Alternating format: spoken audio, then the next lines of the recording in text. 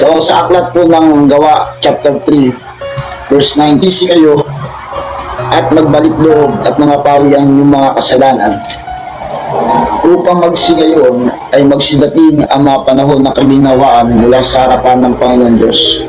Kung nais po ng Panginoon Diyos tayo ay makaranas ng kaginawaan, hindi po ito tumutukoy sa mga bagay ng sanlibutan, hindi po ito tumutukoy sa mga material na bagay, kundi ito ay tumutukoy po sa spiritual na ating mga buhay. Nais po ng Panginoon Diyos maranasan po natin yung presensya na nanggagaling sa Panginoon. Ang Panginoon, tayo ay makalaya sa kasalanan, at gusto ng Panginoon Diyos makapalayain tayo. Ito natin mararanasan ang kasariwaan na nanggagaling sa Panginoon, yung kaganhawaan na nanggagaling sa Diyos. Paano natin mararanasan ang presensya ng Diyos? Kaya number 1 po natin gagawin, kinakailangan po natin magsisi ng ating mga kasalanan.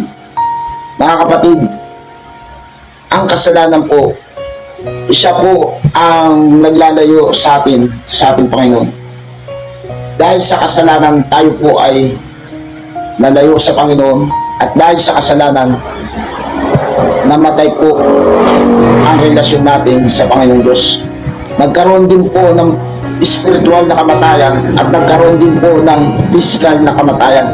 Kaya nga sabi ng aklat ng Roma chapter 6 verse 23, "Sapagkat ang kabayaran ng kasalanan ay kamatayan."